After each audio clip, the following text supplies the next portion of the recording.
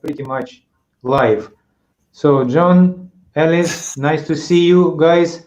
Today we Hello, are going to be, Hello. yes, everyone, Alan. hello. And today we are going to be, I wouldn't say we are going to talk about death, but a little bit less, kind of less dramatic, death of opportunity. And I'm curious, John, you come up with a title. I do love the title. So could you please elaborate what made you to come up with that nice title? Well, so I might have to pass with this one on to Alice because in our conversation yesterday, in preparing for this talk, Alice and I were talking, and Alice actually came up with this title Oh, and a lot of the leads. But so Alice, I mean, if you'd like, you want to share your thoughts, I'm happy to. But I want to give you the opportunity because you came up with No, the no, title. go on, go on. So it is kind of striking, right? This idea of death of an opportunity.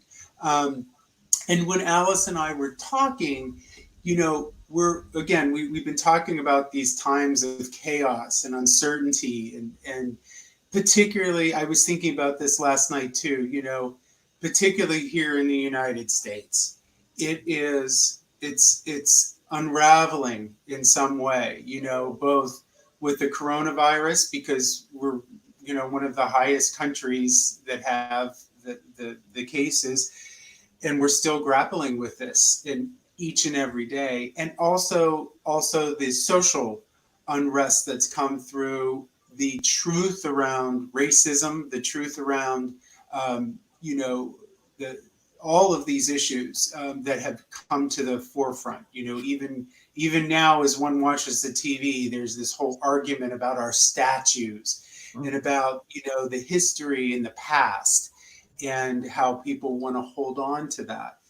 And so in the end, when Alice and I were talking, we're like, is this a space now with all that's still going on for us to seize this opportunity, an opportunity, whatever that may look like for the individual. But is this time, because in that chaos, oftentimes we want to wait until it's over and see what happens sometimes in order to move forward. And Alice and I were talking, and the question is, if we think about moments in our own lives where it came to a head, where it was uncomfortable, and even to the point of I don't know, being so serious that you had to create an opportunity to make a decision, to do something different. And so that's really what we've been talking about. And so this idea of the death of an opportunity is, if we wait, will that time be lost? If we wait until things get better, and the reality is we don't know. But again, in our discussion last week, it was like, is this the time to move forward? Because it has quieted down a little bit here in the United States. And it makes me nervous because I'm afraid that people will just kind of move on and kind of do the same old, and then we'll lose this momentum. So, anyways, that's my take. But I'm curious if Alice, you want to add or just share your thoughts about that. Well, it's pretty much the same, like you say, as we were talking. And a lots of time in when times are like they are now, we look at it as, oh my, it's so bad, things are so bad. But I feel there's a great opportunity for us to move forward. And we were discussing some of our stories of sometimes in our lives that things weren't going so good, and but it provided an opportunity when we look back, kind of staying on that reflection. When we look back, we realize it created a great opportunity. And one of the stories that I want to share today, and it's kind of maybe on a lighter side, but it also shows that how we can miss an opportunity. And this happened back in 204. In October of 204, my mother had just passed in August of 204. So every year it was my thing to go to the Gulf Coast in October, because in October, most of the kids are going back to school, the weather is cooling down, and it's just a really beautiful time on the coast. So I went to the coast mainly that year because I was, grieving my mother's death. So I went to the coast, and every day I made up my mind, since I had lost someone that I would never have again in my life, I was going to make sure that I lived in the moment. So every after evening, I would leave the condo, I would walk up the beach, and I would go to this one pier.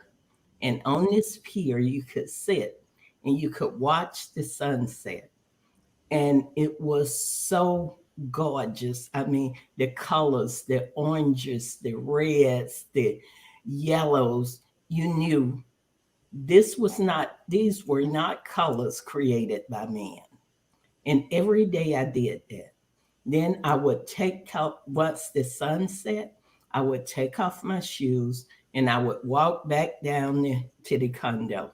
And I literally made sure that I felt, as I walked, I would feel the sand and I could feel the water between my toes and the warm sand. And I would go back to the condo. I did this, but I noticed when I was doing on the second day when I did it, I noticed that this person was standing in a distance and they were watching me. Well, I did my little ritual and I went back to the condo. The third day, I noticed this person, the same thing. On the fourth day, when I went, this person was sitting in my spot. They had stolen my spot. And I mean, I was really so upset about that. How dare they move into my spot? But then I decided, you know what? I'm not going to let that spoil my day. I'm going to just walk back down and I'll feel the water on my feet and all of that. So I started back down the beach. And about halfway down, I stepped on a shell and it pierced my foot deep enough to draw blood. So that didn't help my circumstance. So I'm walking out, and if that wasn't enough, then it started to rain. So I hurried on to the condo. And while I'm sitting there and I'm tending my wounds and feeling sorry for myself, I start thinking about my mother. And I thought, you know what? Life is kind of like a beach. It's filled with some beautiful sunsets, some beautiful times that make your heart just explode in joy. But it's filled with some times when you can walk comfortable and feel like this warm sand on your feet in the water. It's also filled with people that come along and steal your places.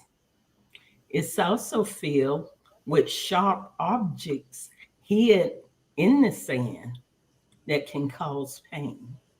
So at first I had decided I'm not going back. I'm just not going back because that person is going to be in my spot. But after thinking about that, how life was kind of like that beach, I went back the next day, but I went earlier so I could get my spot. And I got my spot and I went every day after that.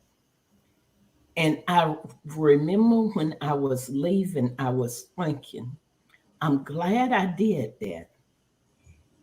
Well, later on, maybe the next year in August of 205, if I had not went back down that beach and took the opportunity to watch that sunset again, in August of 205, a hurricane called Katrina came, destroyed the spot, destroyed the beach. I would have never had the opportunity to see that sunset again. So it doesn't matter if it's a virus, if it's protesting injustice, whenever the opportunity come in life, even if it's just a walk on a beach, but whenever that opportunity come, we should never allow the death of that opportunity. So that's what I was kind of thinking of. Wow, lots of associations, lots of lots of lessons. Probably everyone who can hear that story come up with his own a little bit of twist of the lessons at least. It's interesting. Yeah, there are lots of resonating things. John, would you like to elaborate what comes in Yeah, your head? no, yeah. I mean, what Alice, what was coming up for me is this idea that sometimes, when we think about the concept of change, right, Mhm. that it's something new.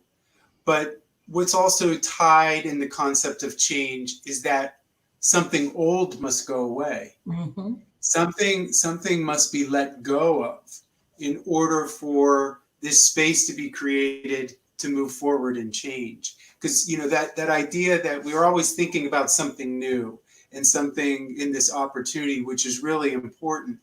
But what comes up for me is this idea of what needed to be let go, Mhm. what needed to be, almost kind of fall apart in Mhm. order for, in Alice's story. I mean, what struck me was this idea that she let go of that space at the beginning, right? Mhm. And you let go of some of the ideas that you had about this, that things weren't working out, and you created that opportunity after letting go and said, wait a minute, I'm going to start going earlier. I'm Mhm. going to look at this differently than I did before. But it is this idea for me about what do we need to let go. Mhm. Um, my story that I was talking about, and it's probably too long to tell, but simply what I'll say is that when I shared with Alice yesterday, this idea of and it's a touchy subject for some people, but this idea of coming out, it's a very vulnerable space for me because it is who I am, and coming out in my sexuality. But what happened with this was that I was leading a life very, very nicely of two different lives. One life that was true to my soul, the other one, the mask and the masquerade. I knew that there would be a time that was going to come to a point, just like we are now in this really tense time. And my biggest fear, my biggest fear was that I would lose my family and friends. And to a certain degree, that's what happened. When I chose to finally voice who I was and who I am, that that created a lot of problems, and I understood that, and I was trying to prepare myself for that. But it took literally the loss of my family to stop speaking to me, the loss of people who knew me to stop associating with me. And I could have gone into a very dark space with this, but somehow, some way, because as we talk about higher power, whatever that might be, there was actually a sense of relief because I realized that I could no longer play this game that I was playing. I had to be true to myself. And again, lots of history to lead me up to that point of questioning and everything, even with my own beliefs.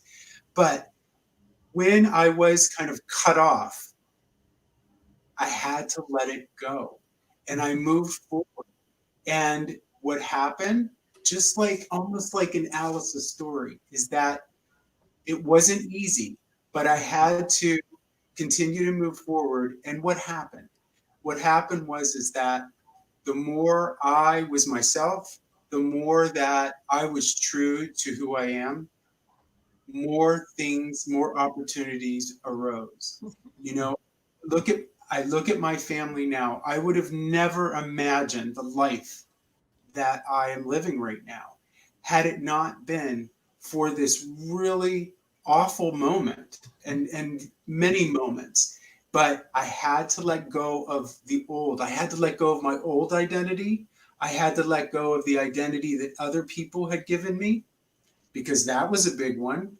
That's why I was lying, because everyone created an identity for me. I had to create my own.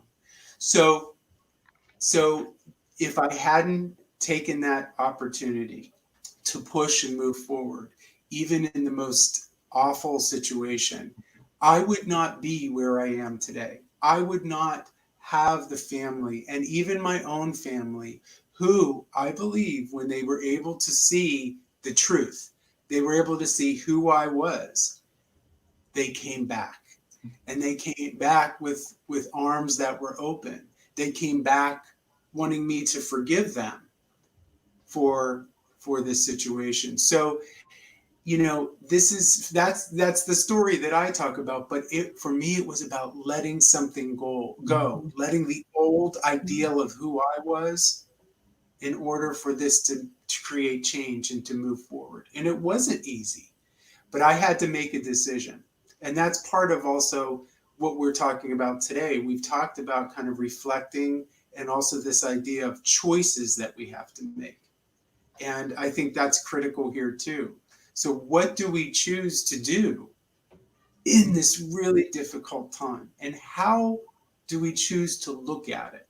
Do we look at it as a world of danger and chaos and darkness? Or can we choose to look at it in a different way? Can we choose to bring light into this world, to bring justice and peace? That's how I'm looking at it. But I have to say, if it weren't for the challenges that I had, you know, and reflecting on that, yes, it might be difficult for me to think about that change. But I challenge people to think about their own situations and what they've overcome and what they've had to let go or change the way they see things in order to move forward in a positive way. In a positive way. So there you have it. Okay, I'm guys.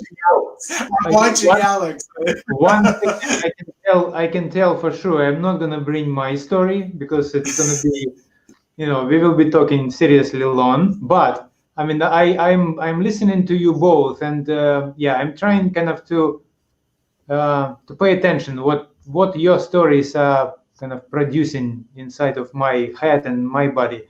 And a few things stands out. First of all, John, you are several times kind of referring to letting go, and I in my head like, what exactly what does it really mean? I mean, that is one of the mysteries, because people have difficulties to let go. You know, it's one of the kind of mysterious things.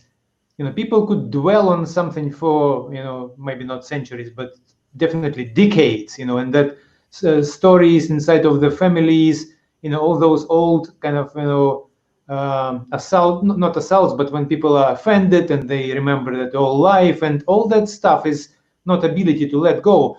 So I was just right now thinking, well, from both of your stories, first of all, what stands out? Number one is remembering, no matter what is in front of your eyes and what right now you're paying attention to, it seems like universe it's the kitchen with all ingredients. I like that expression. I mean, I used to listen a lot of that Jerry and Esther Hicks, the law of attraction guys, and Esther Hicks very often, she Abraham kind of teaching, and law of attraction, and many times I heard that expression that the universe is the kitchen with all possible ingredients. Meaning, when Alice said that, well, the beach is a beautiful sunset there, and also sharp objects, which can cut you, and at the same time, there is everything is here.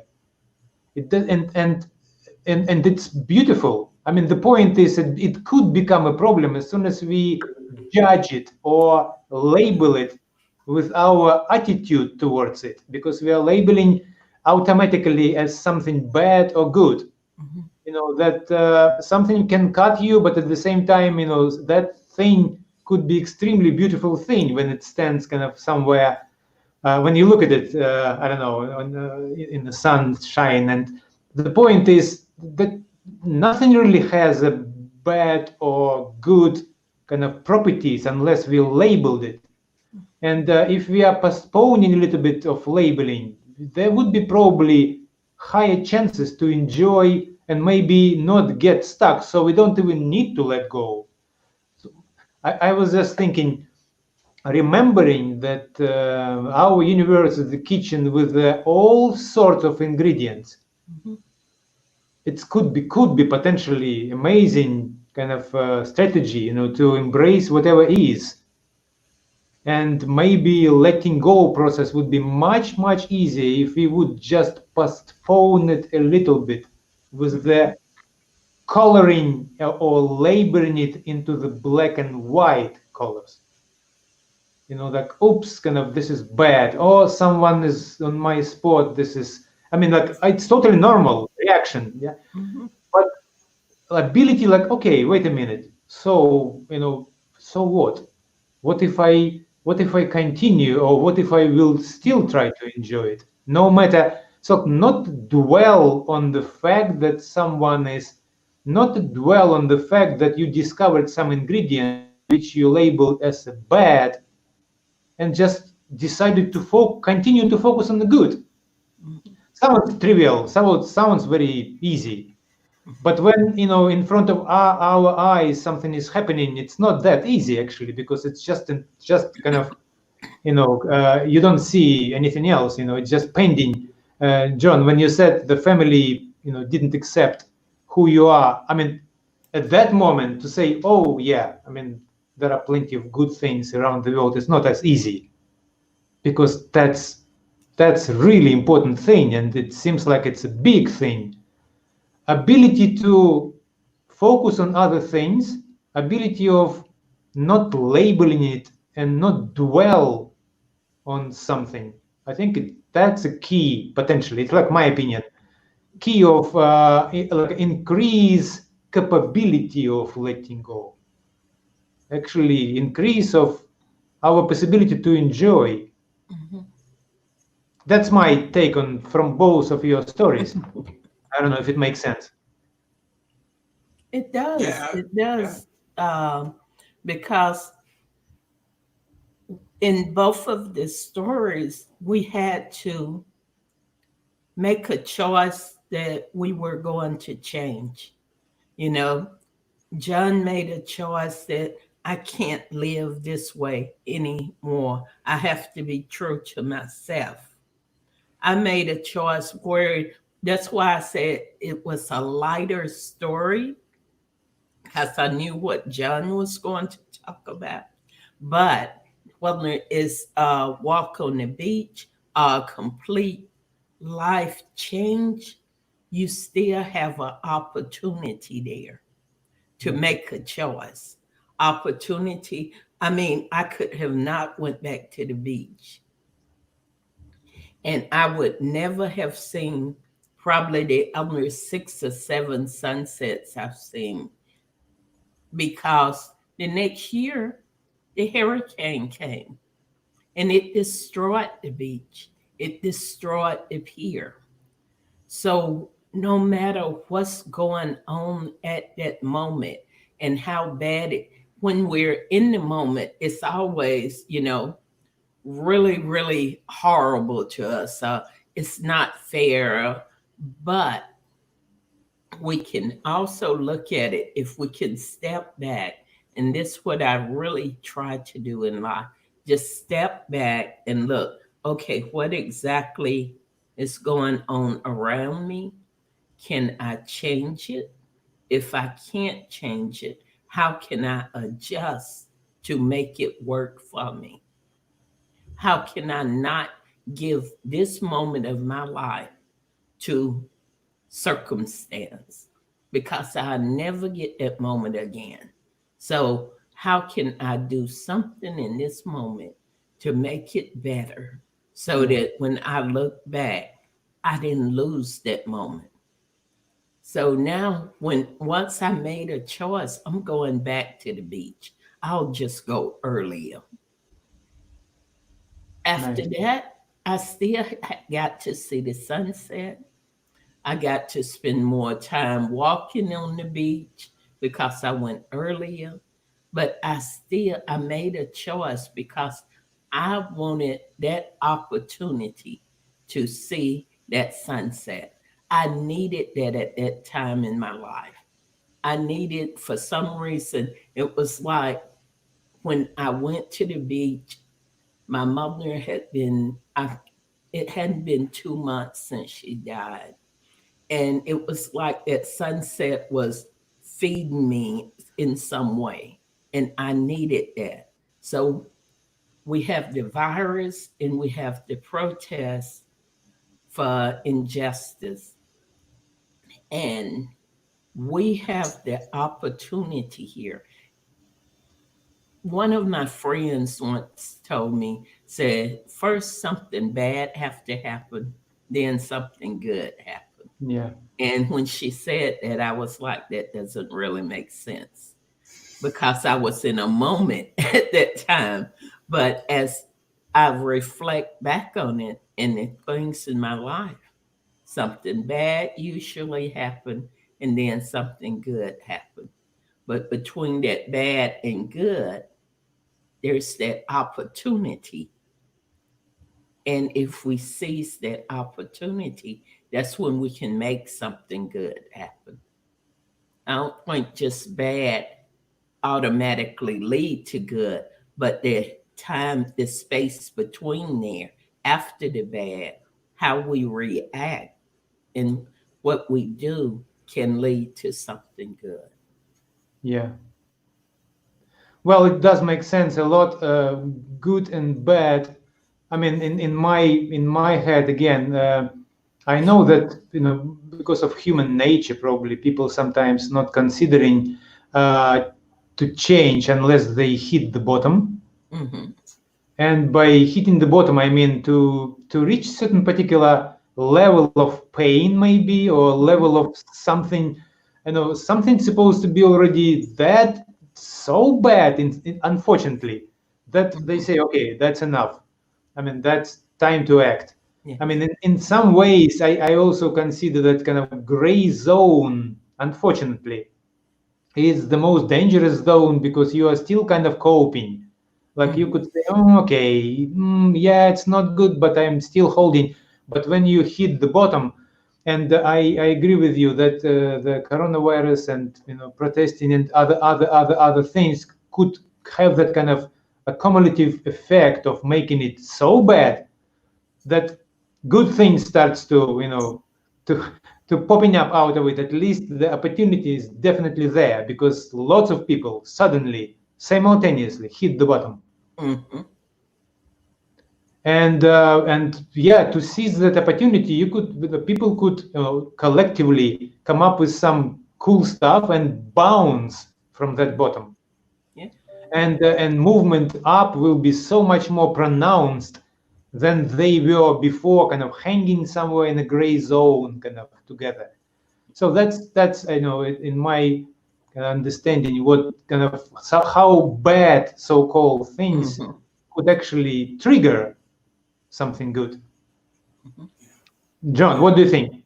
Yeah, no, I mean to your point, Alex. I mean, when I think about my scenario, in some ways I was preparing myself because I knew that it potentially would come to this head. But to your point, as I reflected as you were speaking, the reality was is that I did make a choice because I didn't necessarily label what happened as bad because I almost thought this again, this may be the worst thing that could happen. But I focused my attention away from labeling the family and friends that they look what they did to me. I mean, for my situation, I could have become a victim. I Yeah. chose not to be a victim. I chose not to label them. I turned and I looked forward and I said, okay, I'm gonna be me. So what is that gonna look like now? And again, it wasn't a smooth and easy road. It took time. But as I heard you speak, I realized that I didn't put my energy on what happened or on the past. Nice. There was an acceptance because I was preparing myself for that, and maybe that's part of the question of I remember asking myself, what is the worst that can happen? Well, the worst was is that I would be rejected. Yeah. Now, the question was, will I hold on to that rejection? Will I label that? Or will I just say, it is what it is? And I think that's where I got it. I mean, it doesn't take away the pain, it doesn't take away the sadness, but I was able to turn and Mm. move forward and get to where I am now today.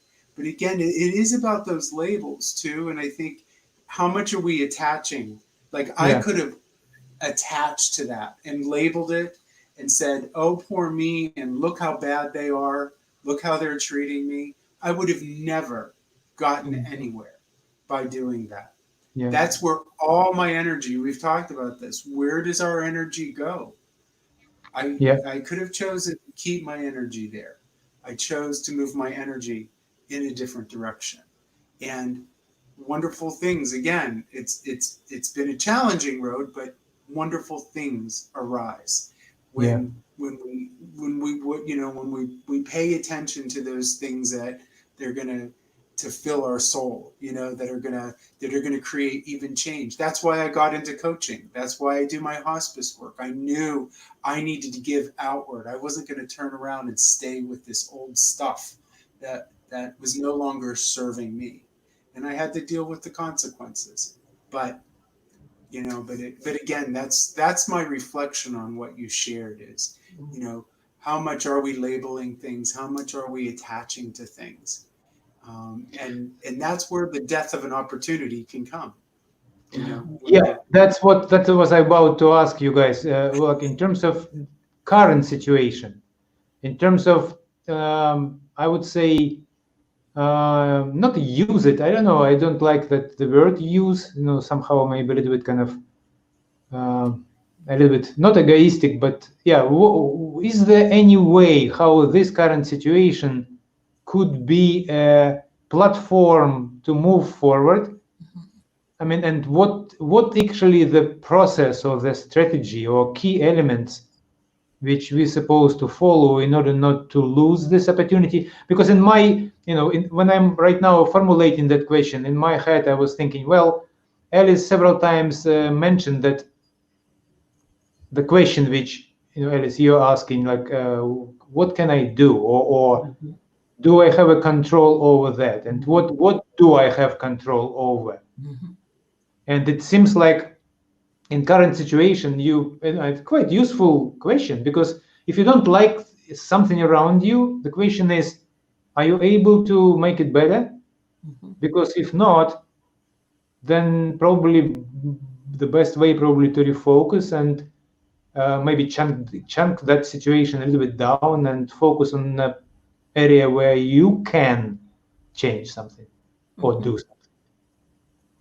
And I yeah, that's lots of questions. So Alice, please. Yeah, I agree. I mean, I really do believe that this is this is a great opportunity for individuals, for us as a country, because, and I keep referring to us as a America because we have the highest number of cases, plus we have the biggest protest, going on with the racial injustice. But I believe that this is an opportunity for us to examine ourselves. That we can do. I can't change what another person feel, but it get because of what's going on and me trying to be mindful, I can ask myself, why is that person feeling this way? Try to understand why they're feeling that way. And John and I have discussed, we think a lots of what's in the racial uh, part of this, a lots of what's going on is people really don't know the history of slavery here in America.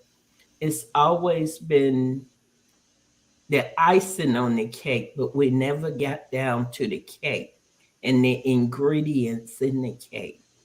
So we always just iced it over and made it look almost pretty, but we never got down to the basic ingredients that hold that icing up, that builds that cake. So I think that's what me as a person, I am trying to be mindful and understand that a lots of time when we speak because we don't have the knowledge of, we don't have the facts behind. We're speaking what someone told us. Mhm. We're eating the icing. We're licking the icing, but we never really got down to the cake. So I'm trying to be more mindful in listening to people, in offering to speak truthfully to them. I am I'm embracing this opportunity. And with the virus, the same thing. I'm noticing it's a lots of people, the way they handle their actions with the virus. If I kind of look back, I can see that's pretty much the way they have handled their life. You have people that say, okay, this is serious. I'm going to follow the rules. I'm going to put on masks. I'm going to, not only for me, but for you. Then you have people in life that have lived that way. I'm going to, I live not only to protect myself or for the good of just me, I live for the good of the whole. Then you have people that say, oh, I'm going to do what I want. It's not serious. Those people don't put on masks. They be like, oh, it's not serious. So this is that opportunity for us to really look in the mirror and see our own reflection, how Yeah, we got to where we are now. So that would be my take on it. yeah, yeah. Yeah, Well, you just mindful. mentioned, yeah, you just mentioned kind of attitude of people. I remember 1 month ago when the pandemic in Europe still was quite strong, and I know that United States on the rise, and I saw some kind of picture of Californian beaches Mhm. full of people standing. I was literally in shock. I was like, are they okay? Are Yeah. they serious? I mean, it's incredible. But yeah, we are not judging, of No, course. no, I'm it just just is. surprised. I mean, really, really, really surprised. I mean, like I understand. Yeah, there is a notion like I am free to do whatever I want, but well, I mean, it's a nice phrase, but it's sometimes it's just kind of not applicable in some situations when you do certain things which endanger yourself and everyone else around. Yeah. Yeah, this is kind of incredible. I mean, yeah, I understand what you mean, Alice, and responsibility. People have a different level of what it is. And I think the way we can react to that is just to witness and understand that everyone has different probably level. That's how it's all ingredients again. Yes. So whatever is, and the question is what we do. And Exactly. yeah, John, sorry, I No, jumped in. no, I fully agree Kind of with everybody. It comes down the individual. yeah, It comes back to reflecting on ourselves, and I think this also does speak to this idea, especially in the United States, that we have been so conditioned to think about ourselves as individuals. That we're number one and we're the only one. And I think now we're at this place that really shows us that we can't operate that way. We have to operate as a collective whole. But again, we have to break down some of this conditioning, because everything has been based on this idea that I and I alone can make that difference. I can, but I need others to make that difference. And to Alice's point, okay, reflecting on ourselves. So what I'm choosing to do, because I've reflected on my ancestry and I continue to do that, which reveals a lot about, the past. However, for me, and it goes to what Alice is saying, my current path is to educate. I am a teacher, and I feel like first I need to learn and really understand the history so that I can share that with others. That is part of my movement forward, to really look at the truth and to help educate people who want to understand, even if it's my own kids. That's a starting place. That's a yeah, starting place. So that's what I'm choosing to do. But I had to reflect and come to that truth, which was in another talk that we had. But now I'm going, okay, what do I do with that truth? And that truth is about me educating myself and hopefully sharing that knowledge with others so that we really understand the truth about what's happening. And that's across the board, either with the virus, but particularly for the history of racism and social injustice in our country. So that's where I'm at. Yeah. yeah. I sense we have another topic to talk. What is the truth? I mean, and this is a really powerful one because um, I suspect there are many types of truth. I mean, and I'm not saying one truth is more correct than others. It's just people see things and perceive things and operate facts and interpret facts from their perspective. But there are some, of course, there are some objective facts. But the problem with objective facts is that there are after that they kind of not sustain themselves for long. What is important is interpretation, which comes over it, and interpretation already biased. I mean, there is immediately we are adding some colors, and that's become so that's why I mean that would be really interesting to discuss maybe in the future where we are kind of I would say making some kind of sleight of hand, where we are jumping from fact to interpretation. Yeah. That's such a tricky thing because people do it bumps like on an instant. Stop. Okay, this is fact, but this one, no, this is already not a fact. It's opinion. Yeah. And its interpretation, and that's where I think that's when we talk about truth. Somewhere there, it's an incredibly interesting topic, where we are kind of from objective, based on fact type of truth, ending up with the 51 different types of truth, which already really not truth at all. So that's I don't know if you are interested in that kind of topic. Probably we would appoint our next conversation about that. But as for today, well, I totally agree with John. Our own, I would say, own responsibility and own opportunity of self-reflection or higher awareness. Adapt to the changed world and see how we can do better and see what would be our, true path. By true, I mean true to yourself. And I think it's actually extremely, I would say, not easier to do, but when the world is changing and the world is dramatic, I mean, that your true path, it's kind of, I would say, there is a possibility to see it more clear than in ordinary life. It's like we are kind of a little bit lost in the standard routine things. But when something goes dramatically, kind of changed way, then choosing your true path is essential, and it is a huge opportunity to do that.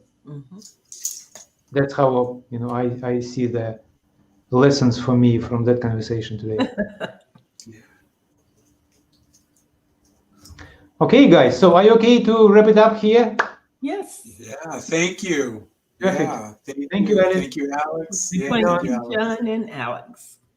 Yep. See you in our next conversation, probably about truth or something even more cooler. Who knows? Bye-bye, guys. Bye. Bye-bye.